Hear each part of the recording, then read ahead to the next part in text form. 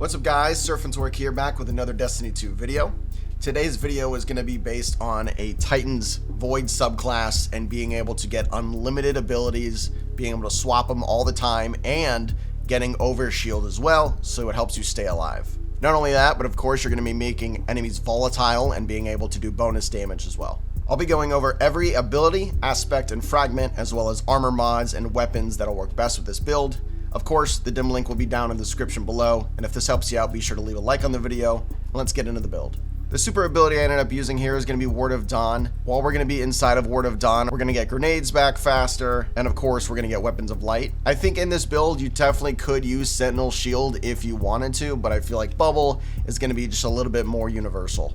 For the barricade, I chose to use Rally Barricade, that way I can pop it and then shoot over top of it. If you're doing maybe a little bit harder content and you want to use Towering Barricade, you definitely can as well. Movement ability, I chose to use Strafe Lift. And for the Void melee ability, I chose to use Shield Throw. Every time you throw a shield at an enemy and it hits somebody, you're going to be getting Overshield. And then for the grenade, I chose to use the Vortex Grenade because it pulls in enemies and it'll continuously damage them, thus making it easier for them to get hit with a Shield Throw. It's a very good combo, I definitely recommend. Moving on to the aspects, I chose to use Offensive Bulwark, which while you have an Overshield or you're inside of Word of Dawn, your grenade charges significantly faster, you have increased melee range and then increased damage, and then the melee final blows extend your duration of Overshield. So this whole build is going to be kind of rotating your abilities and trying to get Overshield as much as possible. And then for the second aspect, I chose to use Controlled Demolition.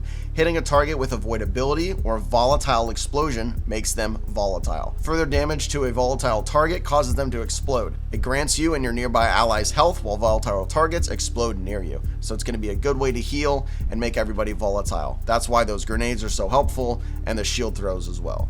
Moving on to the fragments, I chose to use Echo of Starvation, which picking up a Void Breach or an Orb of Power grants Devour. Devour is going to be able to grant you health and grenade energy. Next, we went with Echo of Provision. Damaging targets with grenades grants melee energy. And then I chose to use Echo of Expulsion. Void ability final blows cause targets to explode. There's going to be a lot of chaining and explosions everywhere. And then last, Echo of Exchange. Melee final blows grant grenade energy. So we have the one where damaging targets with grenades gives you melee energy, and then melee final blows gives you grenade energy. So again, we're going to be swapping our abilities all the time here. Just a reminder, the dim link will be down in the description below, and if this helps you out, consider subscribing for more Destiny 2 content, as now we move on to the stats. There's going to be three main stats I'm going to recommend here. Of course, I'm going to recommend that Resilience, so you can get that damage reduction to 30%, help you stay alive longer.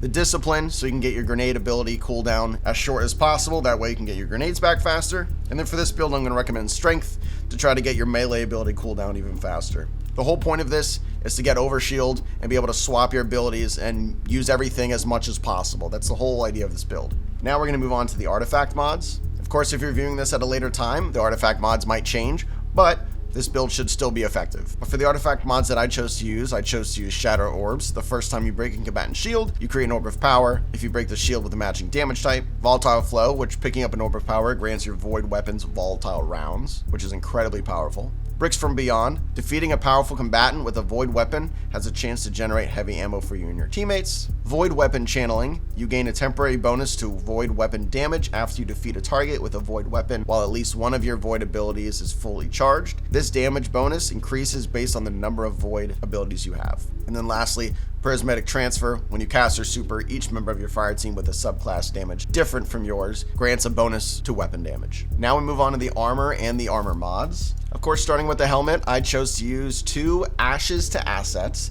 gain bonus super energy on grenade kills, and then Harmonic Siphon, which rapid void weapon kills create an Orb of Power. Of course, we're going to be using a void weapon with our void subclass here.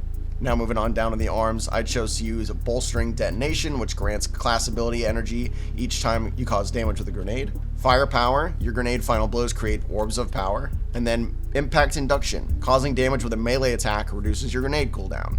Now onto the chest piece, this is where we're going to be using our exotic here. Of course, we're going to be using Heart of Inmost Light. Its special exotic perk is going to be Overflowing Light. Using an ability, grenade, melee, or barricade, empowers the other two abilities. Empowered means abilities have faster regen, melees and grenades do more damage, and barricades have more hit points. So we're going to be buffing our abilities, of course, and this is going to help us rotate everything faster, along with the mods and the fragments that we chose. For the chest, I feel like I didn't need anything very specific, so I chose to use some of the resist mods. I used a solar, void, and then a concussive dampener, but realistically, whatever you're running, you're going to be changing it based on that.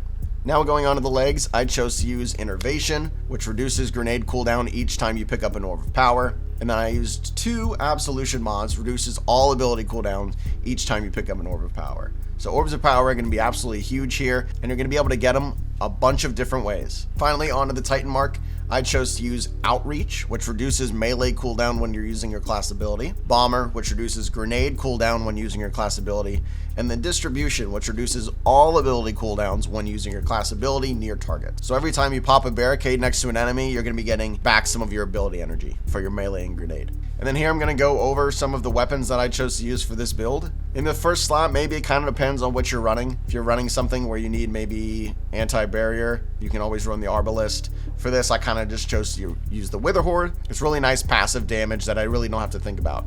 And the main gun that I'm going to recommend using for the second slot here is going to be the Unforgiven. It drops from the Duality Dungeon. If you can get a Demolitionist and Repulsor Brace roll, it is absolutely insane. Every time you kill an enemy, it's going to help you refill your grenade, and then every time you kill an enemy, it's also going to help you get Overshield, which is going to be huge and kind of the whole point of this build.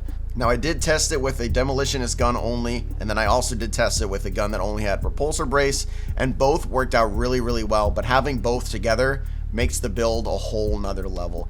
I would definitely recommend getting one whenever it's going to be farmable. Again, it's at the Duality Dungeon. If you don't have the Unforgiven, you can use really anything that drops at least Demolitionists or Repulsor Brace. Again, both are very huge. For that third slot, I chose to use the Regnant Grenade Launcher that came out this season.